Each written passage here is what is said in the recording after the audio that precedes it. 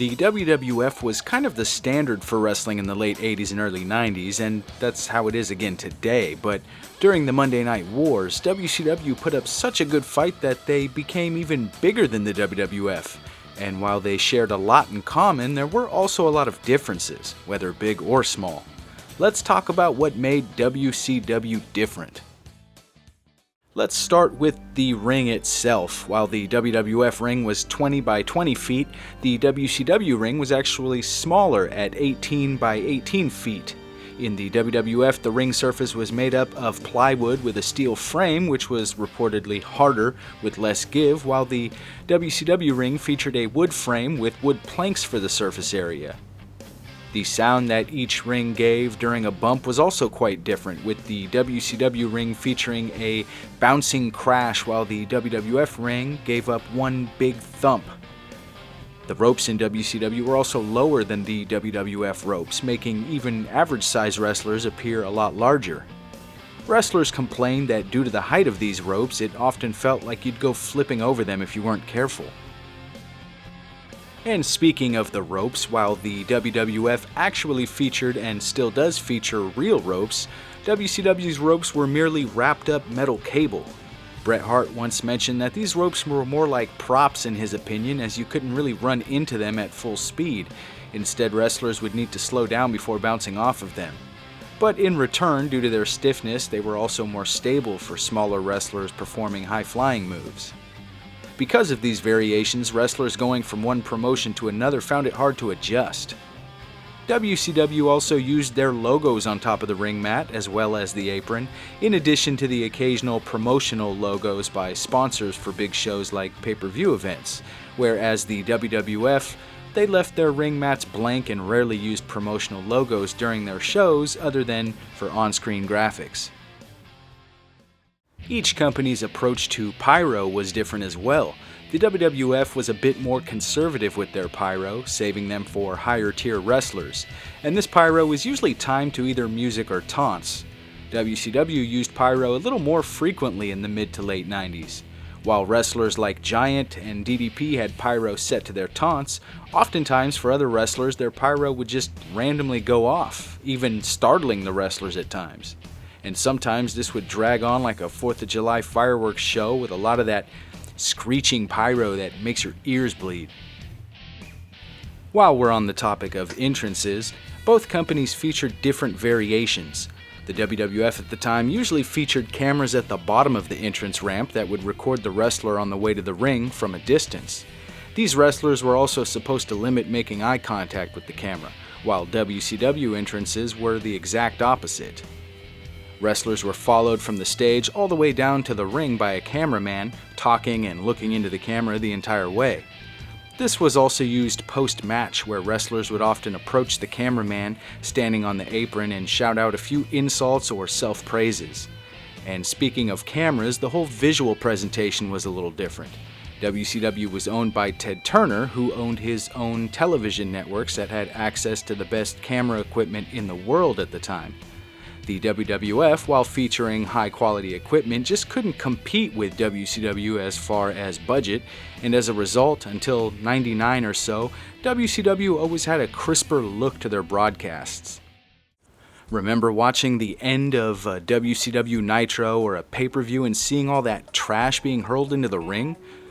You rarely saw that on WWF television. I can't imagine that it was encouraged, but I always found it odd that it was exclusive to WCW shows. Even during entrances or promos, you'd see sometimes a wrestler get pegged in the head with a wadded up piece of paper or a fountain drink. The WWF featured ringside announce tables opposite the entry area, while WCW's announce team was set up near the stage. Speaking of stages, almost every pay-per-view in WCW had some sort of theme to it, whether it be Bash at the Beach, Halloween Havoc, Road Wild, or Spring Stampede.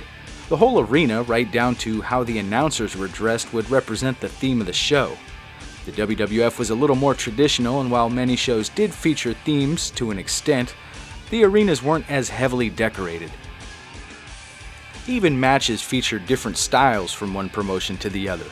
Wrestlers in WCW were often given a finish to work with and were responsible for working together to develop the rest of the match.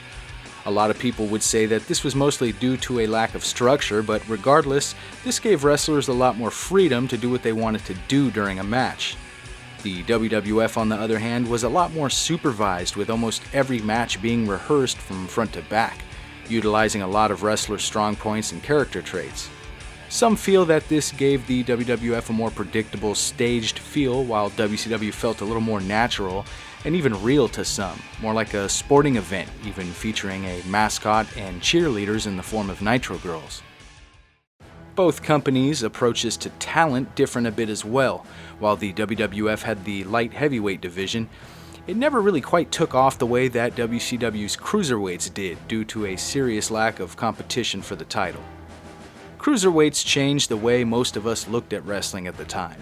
In the 80s and early 90s, smaller wrestlers didn't have much room to compete in the large promotions, but in 1996, Eric Bischoff's push to bring in high-flying, exciting, fast-paced wrestling, which was common in Mexico and Japan, changed everything.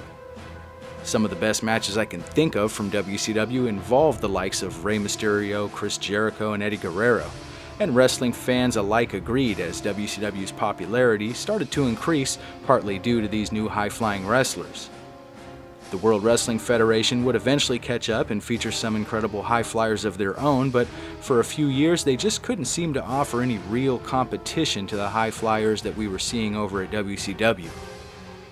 After the WWF purchased WCW, the WWF Light Heavyweight Championship was retired and renamed the WWE Cruiserweight Championship. And if that's not apparent enough already that the division made a huge impact on the business, well, just take a look at the WWE today, where the division has recently made a return. Vince McMahon had a thing for making his own stars with his own trademark on them. Rarely would you see somebody come into the Federation and retain his same gimmick. And guys that were over in WCW usually didn't receive the same treatment once they got to the WWF. Even the Big Show, who was handed everything in WCW, had to work his ass off just to remain relevant in the WWF. Guys who didn't get their big break in WCW usually got a decent push in the WWF, but for the most part, Vince liked to create his own superstars.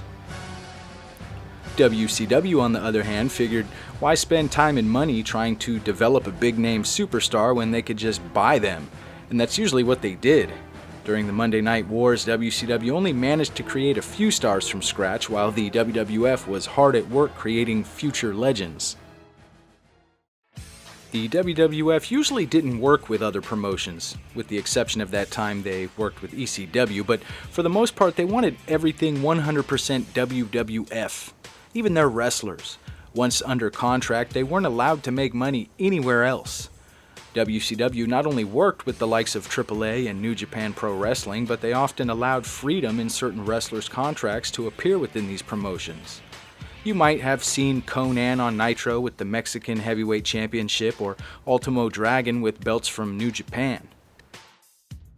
The WWF also rarely ever acknowledged the existence of WCW, at least not on TV. The competition, on the other hand, had no problem throwing fuel into the fire that was the Monday Night Wars, often insulting the WWF and their wrestlers, and even going as far as to give away the results of Monday Night Raw on Nitro, which eventually backfired on them. But this type of aggression was something that had never really been seen in the business. Sure, promotions had their problems in the past, but they didn't air their dirty laundry on TV. It's clear to see that even though they were both doing the same thing, they did it quite differently. WCW was actually quite innovative and pushed the envelope weekly, which forced the WWF to step up and compete or die. Obviously, the rest is history. What other things can you think of that made WCW different? Let me know in the comments section below, and as always, thanks for watching.